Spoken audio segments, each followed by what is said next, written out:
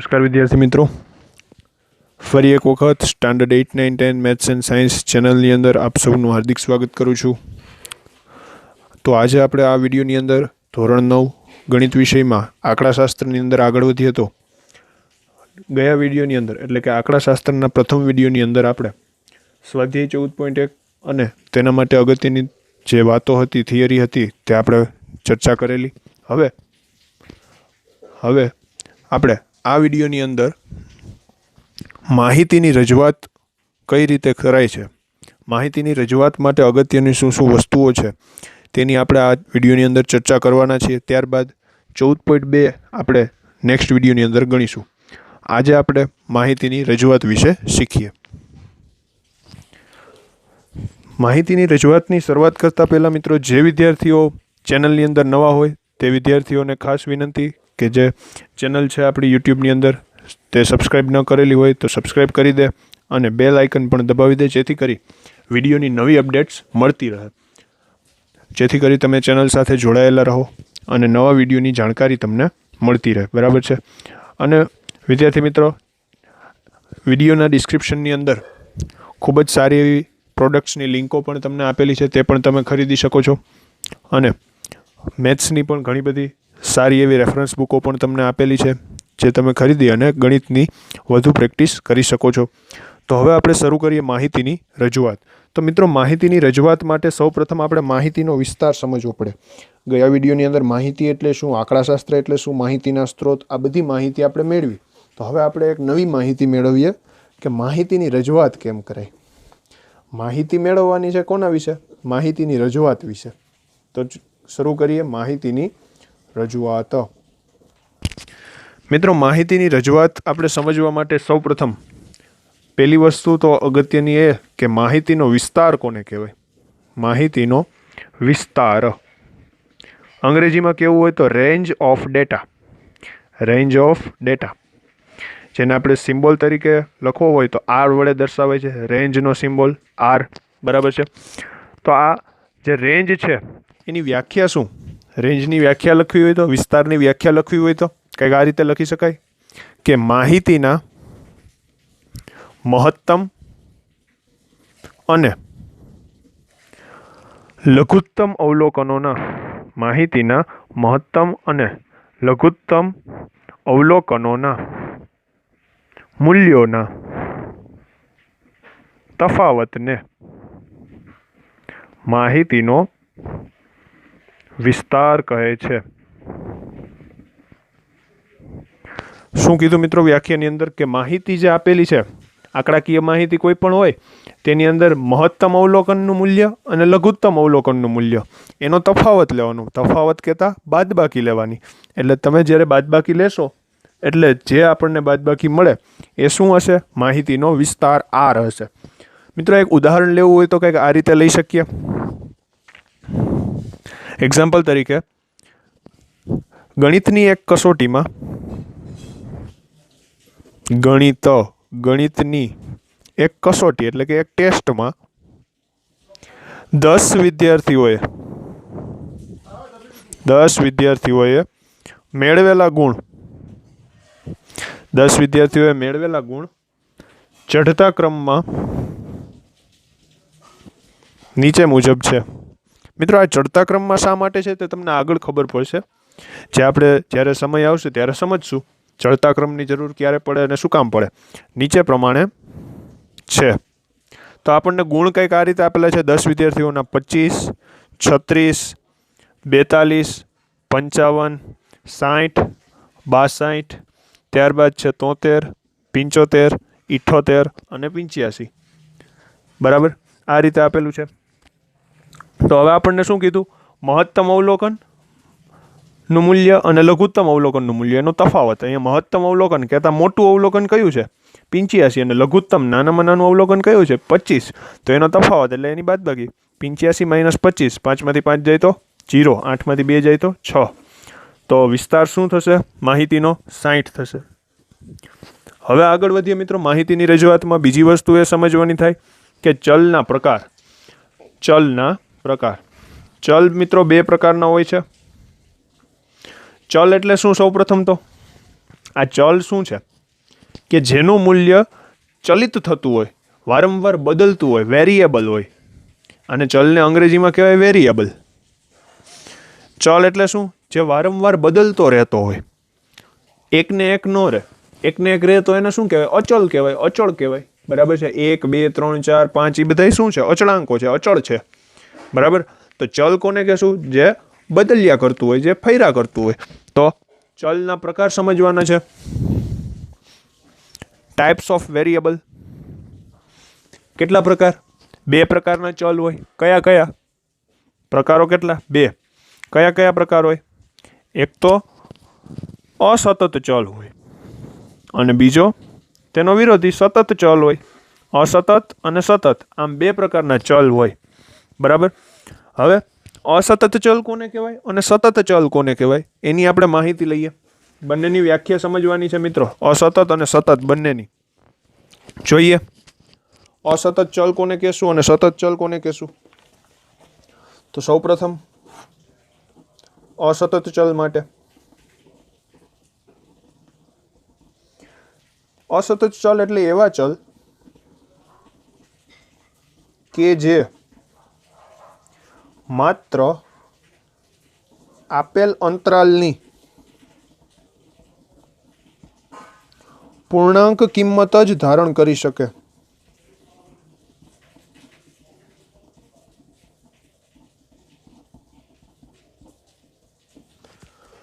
શું કીધું મિત્રો? અસતત ચલ એટલે એવા ચલ કે જે આપેલા અંતરાલની, એટલે કે ચલ માટેના જે અંતરાલ હોય, અંતરાલ કહેતા ધારો કે આ રીતે આપી દીધું 5 થી 10, તો આ એક અંતરાલ થયો.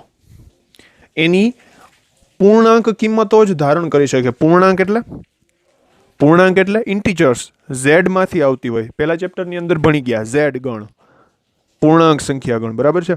તો એવી કિંમતો જ ધારણ કરી શકતો હોય તેને અસતત ચલ કહેવાય. ઉદાહરણ લેવું હોય તો ઉદાહરણ તરીકે આપણે એમ લઈ શકીએ કે કુટુંબમાં બાળકોની સંખ્યા.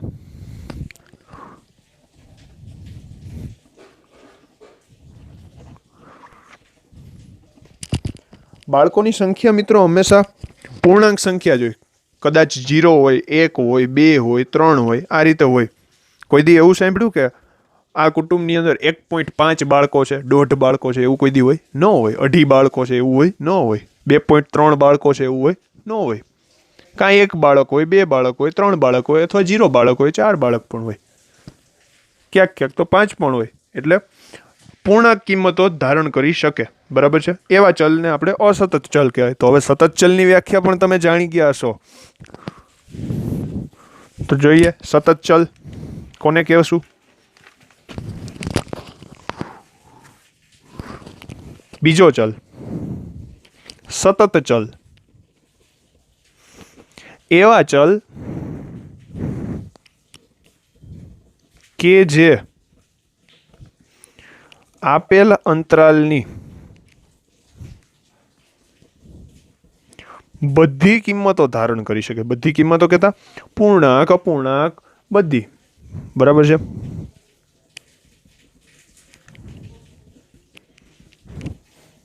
ઉદાહરણ લેવું હોય તો વ્યક્તિની ઊંચાઈ. હવે વ્યક્તિની ઊંચાઈ છે એ આપણે શું શું લખી શકીએ? સપોઝ કોઈ વ્યક્તિની ઊંચાઈ 5.8 હોય તો આપણે 5.8 એ શું થયું? અપૂર્ણાંક થયો એક પ્રકારનો. તો એને આપણે કેવા પ્રકારનો ચલ કહેશું? સતત પ્રકારનો ચલ કહેશું. બરાબર છે? તો આ રીતે આપણે 2 ચલ ના પ્રકાર ભણ્યા. હવે આગળ વધીએ. ત્રીજી વસ્તુ જે ભણવાની છે વર્ગીકરણ ભણવાનું છે. કોઈ પણ માહિતી હોય એની અંદર વર્ગીકરણ કેમ કરવાનું એ જોઈએ. તો વર્ગીકરણની વ્યાખ્યા જોઈએ કે માહિતીના, જે માહિતી આપેલી હોય તેના અવલોકનો, એટલે માહિતીના અવલોકનો ના મૂલ્ય અથવા ગુણધર્મ મુજબ, મૂલ્ય મુજબ અથવા ગુણધર્મ મુજબ માહિતીને જુદા જુદા વર્ગો કે અંતરાલમાં વિભાજિત કરવામાં આવે. અંતરાલની અંદર વિભાજિત કરવામાં આવે તો એ ક્રિયાને વર્ગીકરણ કહે છે. વર્ગીકરણ મિત્રો શબ્દની અંદર જ એની વ્યાખ્યા છે. વર્ગીકરણ, વર્ગ પાડવા. વર્ગીકરણ એટલે શું? વર્ગ પાડવા.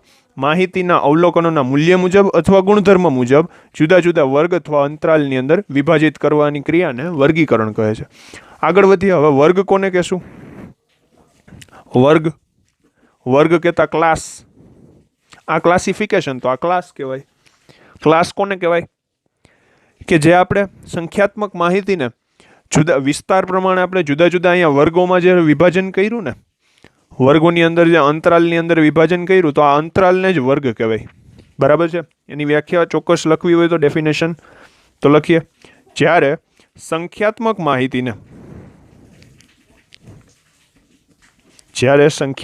માહિતીને તેના વિસ્તાર પ્રમાણે જુદા જુદા વર્ગ કે જૂથમાં વહેંચી નાખવામાં આવે ત્યારે આ પ્રત્યેક જૂથને વર્ગ કહે છે અથવા વર્ગ અંતરાલ કહે છે. આ બંને શબ્દો વાપરી શકીએ. બરાબર? તો આ વર્ગની વ્યાખ્યા છે. હવે મિત્રો કોઈ વર્ગ હોય, ઉદાહરણ લઈએ એના વર્ગના, પણ આમ તો તમને ખ્યાલ જ હશે વર્ગ કેવા હોય.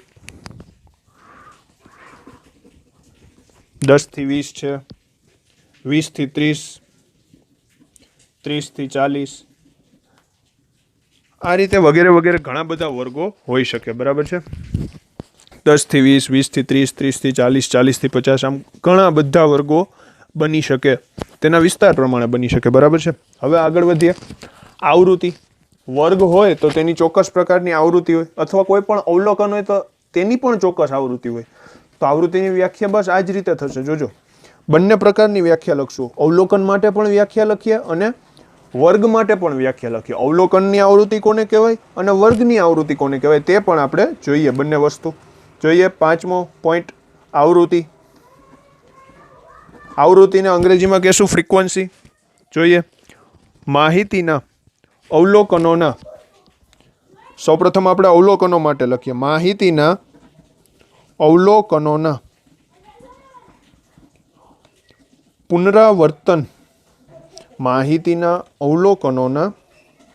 પુનરાવર્તન દર્શાવતી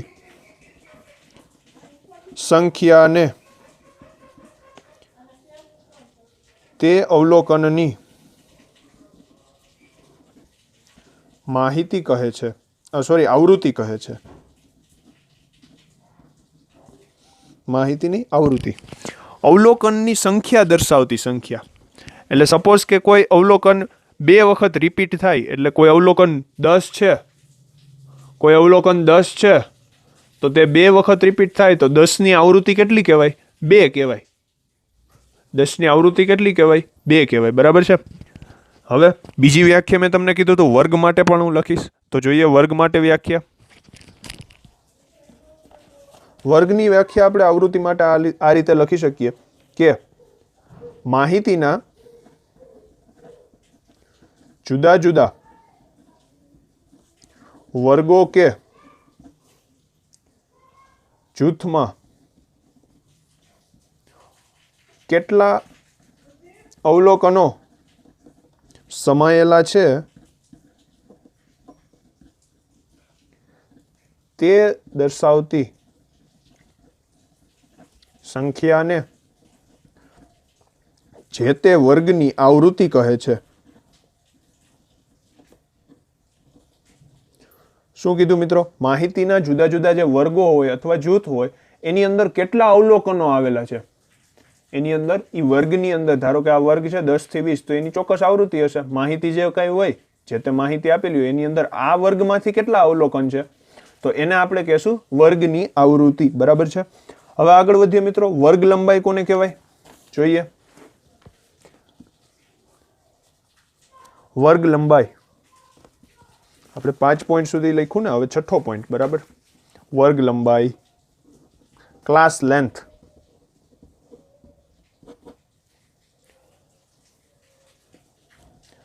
કોઈ પણ વર્ગના, વર્ગની લંબાઈ એટલે શું? કોઈ પણ વર્ગના ઉર્ધ્વ સીમા બિંદુ અને અધઃ સીમા બિંદુના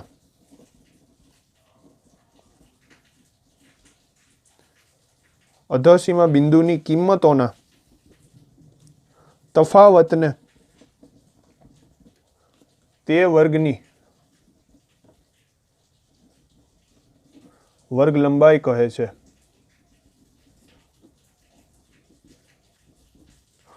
મિત્રો, આમ તો આપણે વર્ગ લંબાઈની વ્યાખ્યા સૂત્ર આ રીતે લખી નાખતા હોઈએ છીએ કે ઉર્ધ્વ સીમા માઇનસ અધઃ સીમા, પણ ખરેખર જો વ્યાખ્યા પ્રમાણે આપણે જોવા જઈએ તો આ રીતે વ્યાખ્યા બને નહીં.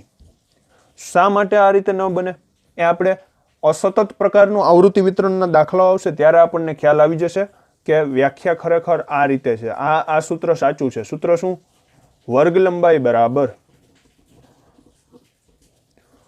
ઉર્ધ્વ સીમા બિંદુ માઇનસ અધઃ સીમા બિંદુ. હવે આ ઉર્ધ્વ સીમા બિંદુ શું છે, અધઃ સીમા બિંદુ શું છે, તેની પણ આપણે ચર્ચા કરવાના છીએ આગળ આ વિડીયોની અંદર જ. તો હવે આ વર્ગ લંબાઈની વ્યાખ્યા અત્યારે અહીંયા રાખીએ. હવે આગળ વધીએ. 7મો પોઈન્ટ શું છે જોઈએ. તો હવે 7મા પોઈન્ટની અંદર આપણને આપેલું છે મિત્રો કે આવૃત્તિ વિતરણ. મેં તમને જે કીધું કે સતત પ્રકારનું આવૃત્તિ વિતરણ અને અસતત પ્રકારનું આવૃત્તિ વિતરણ. તો હવે આવૃત્તિ વિતરણ જ આપણે જોવાનું છે. જોઈએ આવૃત્તિ વિતરણ.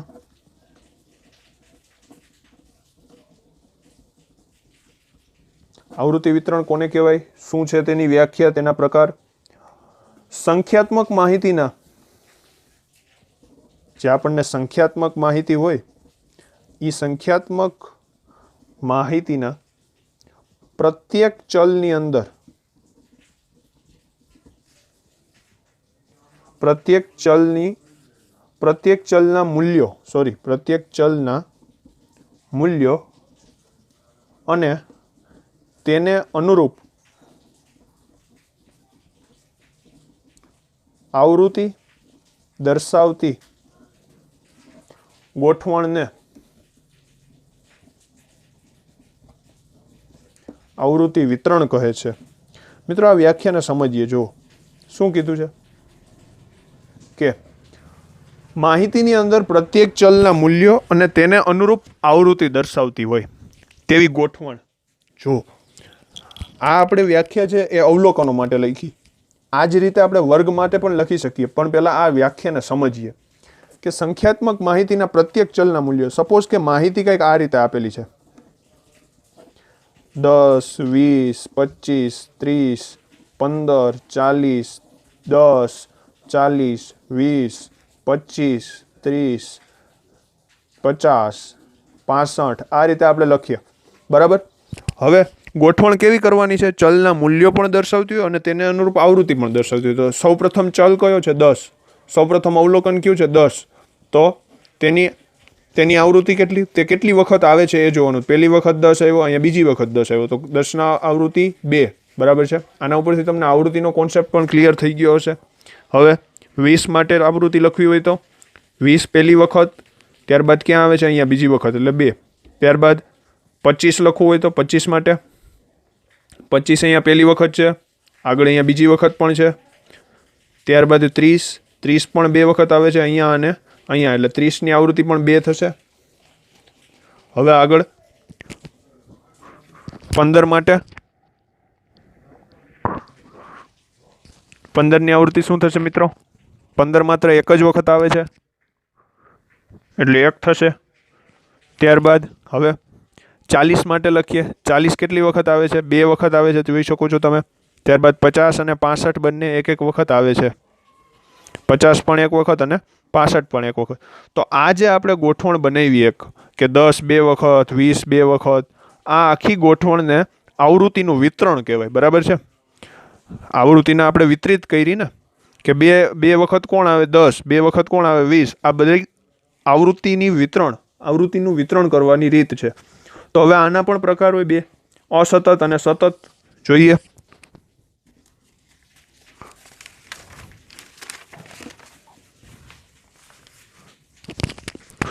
પહેલો પ્રકાર કયો આપણે લખીએ? અસતત આવૃત્તિ વિતરણ.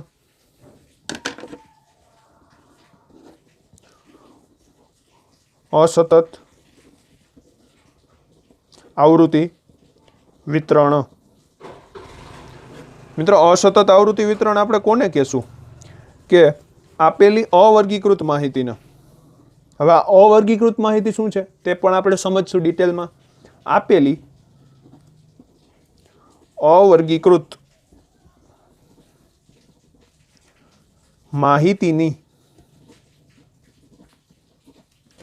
દરેક કિંમત ને અનુરૂપ તેની આવૃત્તિ દર્શાવતી ગોઠવણીને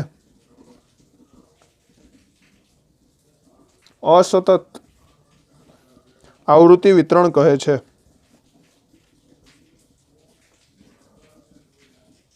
શું કીધું મિત્રો? આપેલી અવર્ગીકૃત માહિતી. હવે અવર્ગીકૃત શું છે એને અહીંયા મેદાનમાં ઉતારીએ. જો અવર્ગીકૃત કે જેને વર્ગની અંદર વહેંચવામાં નથી આવી, જેને વર્ગીકૃત નથી કરી. વર્ગીકૃત એટલે શું? કે વર્ગ પાડવા. એટલે જે માહિતીના વર્ગ ન પાડેલા હોય ને એવી માહિતી. ઉદાહરણ આવી રહ્યું આપણી સામે જ છે, અહીંયા લીધું. એ આ બધી અવર્ગીકૃત માહિતી છે, વર્ગ પાડેલા નથી. બરાબર. વર્ગ કોને કહેવાય તે તમે જોઈ લીધું. કોને કહેવાય વર્ગ? તો એ પણ અહીંયા જ છે. સંખ્યાત્મક માહિતીને તેના વિસ્તાર મુજબ વર્ગ કે જૂથમાં વહેંચવામાં આવે તો આ જૂથને વર્ગ કહેવાય. બરાબર છે. તો વર્ગ પાડવામાં આવેલા નથી, તો આ અવર્ગીકૃત માહિતી કહેશું આપણે. હવે આ જે આવૃત્તિ વિતરણ છે, અહીંયા આપણે આવૃત્તિ વિતરણ એનું કર્યું, તો આ આવૃત્તિ વિતરણને અસતત આવૃત્તિ વિતરણ કહેવાય. બરાબર છે. હવે આગળ જોઈએ, સતત આવૃત્તિ વિતરણ કોને કહેવાય? બીજું આવૃત્તિ વિતરણ. સતત આવૃત્તિ વિતરણ.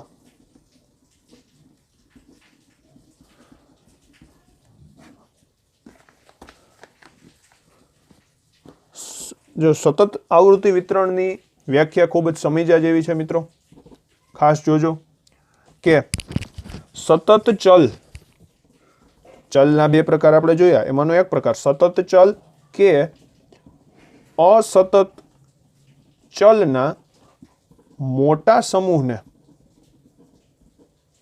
અસતત ચલ કે સતત ચલના મોટા સમૂહને જુદા જુદા સમાન લંબાઈના વર્ગોમાં વહેંચીને મેળવાતા આવૃત્તિ વિતરણને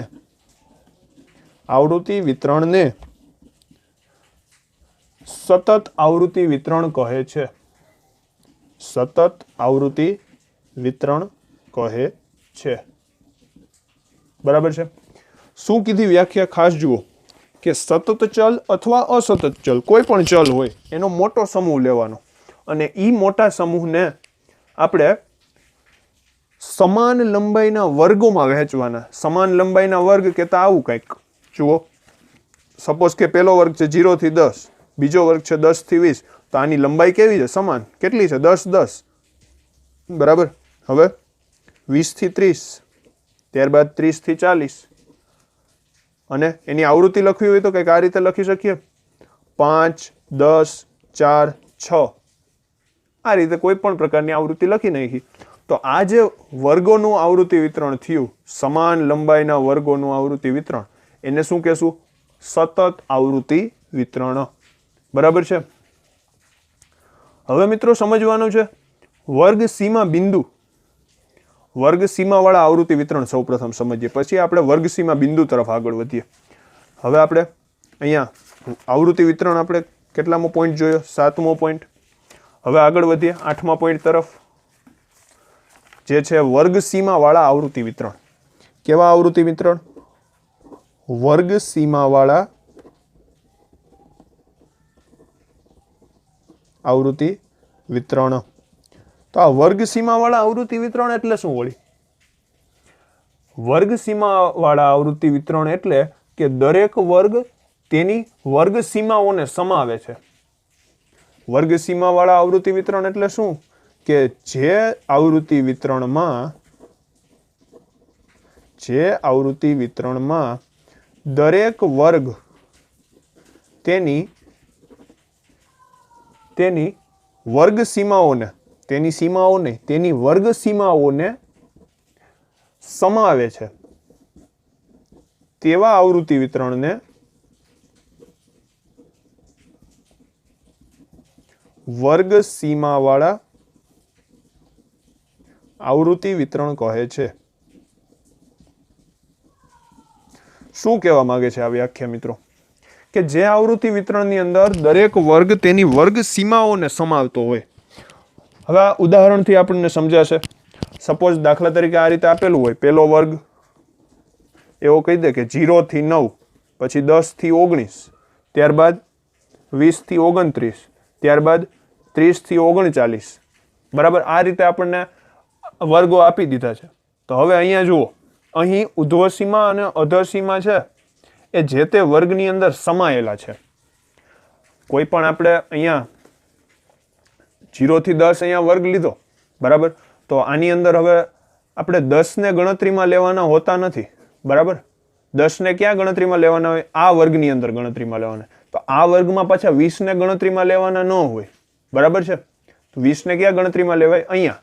બરાબર, આમાં ખરેખર ગણતરીમાં શું આવતા હોય? 0 થી 9 આવતા હોય.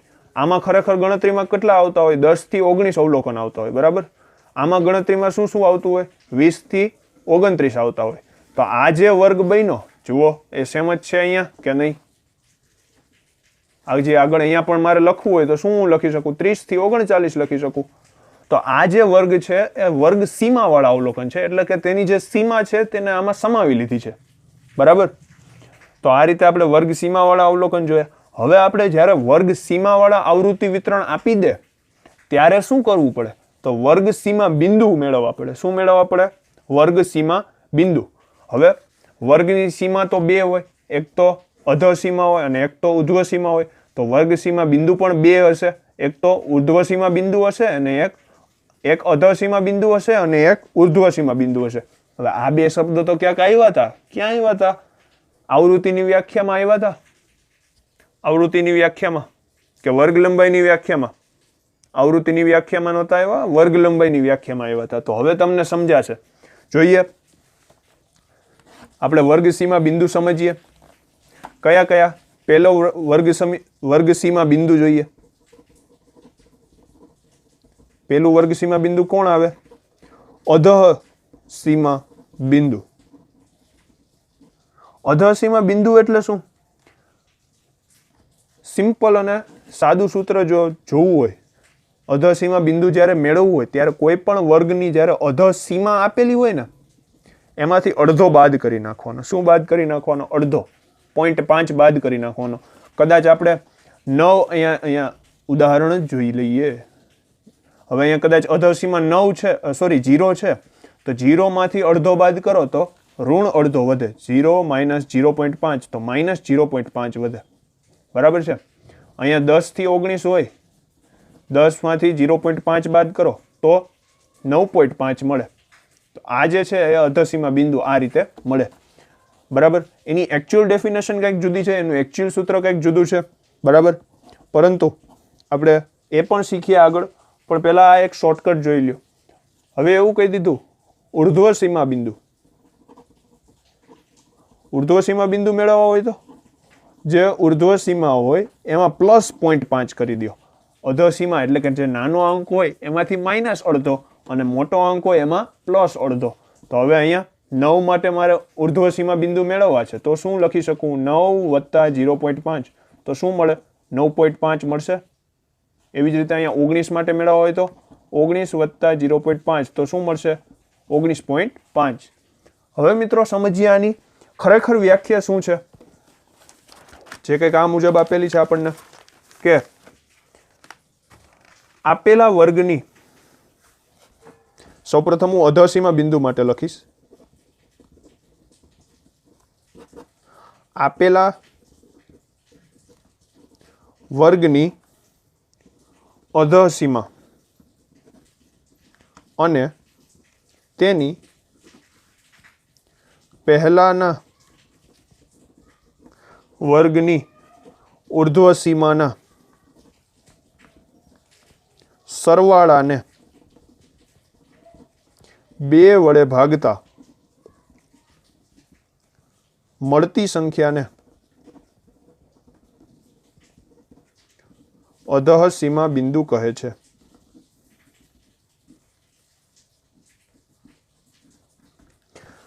શું કીધું મિત્રો? સમજો કે આપેલા વર્ગની અધઃ સીમા, સપોઝ કે 0 થી 9 આપણને આ રીતે વર્ગ આપી દીધો હોય, બરાબર, અથવા આમ આપી દીધું હોય 10 થી 19, 20 થી 29, 30 થી 39, આ રીતે આપી દીધું હોય.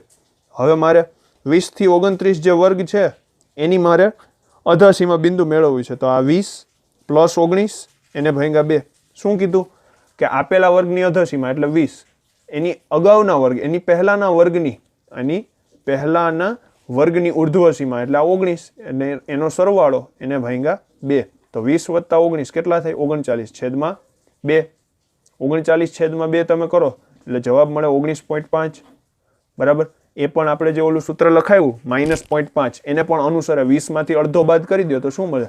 19.5 જ મળે. બરાબર છે. હવે ઉર્ધ્વ સીમા બિંદુ જોઈએ. ઉર્ધ્વ સીમા બિંદુ કઈ રીતે થશે?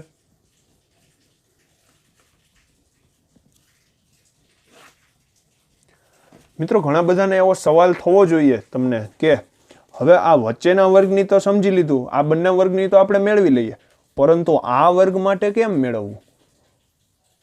તમને આવો સવાલ થવો જોઈએ. થયો હોય એના માટે ખૂબ જ સરસ.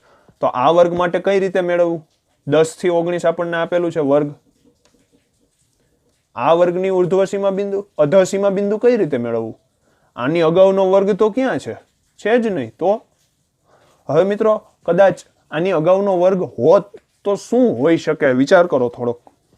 આના અગાઉનો વર્ગ હોત, આપણે માત્ર જરૂર છે તેની અગાઉના વર્ગની ઉર્ધ્વ સીમાની. તો અગાઉના વર્ગની ઉર્ધ્વ સીમા શું હોઈ શકત? 10 કરતા તો નાની જ હોત ને. શું હોય? નાનામાં શું હોઈ શકે? કદાચ 9 હોઈ શકે. શું હોઈ શકે? 9. આવો તમને ખ્યાલ આવવો જોઈએ. શા માટે 9 અહીંયા હું લઉં છું તે તમને ખ્યાલ હોવો જ જોઈએ. કારણ કે અહીંયા મેં તમને સમજાવી દીધું કે વર્ગ સીમાવાળા આવૃત્તિ વિતરણની અંદર, કે જેની અંદર વર્ગો પોતાની વર્ગ સીમાને પણ સમાવતા હોય, બરાબર છે. તો તેની અગાઉનો વર્ગની ઉર્ધ્વ સીમા શું હોય? 9 હોય. તો 10 વત્તા 9 ભાગ્યા 2. 10 ને 9 19. 19 ભાગાકાર 2 સાથે કેટલો મળે? 9.5. તો આ 10 માંથી 0.5 બાદ કરો, 9.5 જ મળશે. બરાબર છે. હવે ઉર્ધ્વ સીમા બિંદુ જોઈએ. ઉર્ધ્વ સીમા બિંદુ કઈ રીતે મેળવાશે? આપેલા વર્ગની ઉર્ધ્વ સીમા અને તેની પછીના વર્ગની અધઃ સીમા ના સરવાળાને 2 વડે ભાગતા મળતી સંખ્યાને જે તે વર્ગ માટે ઉર્ધ્વ સીમા બિંદુ કહે છે. ઉદાહરણ મિત્રો આ જ લઈએ. આ 19 અને એની પછીના વર્ગની અધઃ સીમા 20. તો 19 વત્તા 20 ભાગ્યા 2. 19 વત્તા 20 ભાગ્યા 2 તો શું થશે? 19.5 થાય. એટલે અહીંયા જે આ 19 માટે ઉર્ધ્વ સીમા બિંદુ શું થશે? 19.5. બરાબર. હવે 29 વત્તા 30 કરીએ તો 29 પ્લસ 30 એટલે 59. 59 ભાગ્યા 2 કેટલા થાય? 19.5 થાય. સોરી 29.5 થાય. સોરી 29.5 થાય. 59 ભાગાકાર 2 તો 29.5 થશે. તો હવે મિત્રો આના માટે શું કરવું?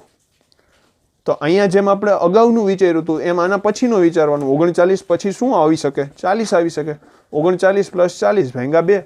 39 વત્તા 40 કરો તો 79 મળે. 79 ભાગ્યા 2 કરો તો 39.5 મળે.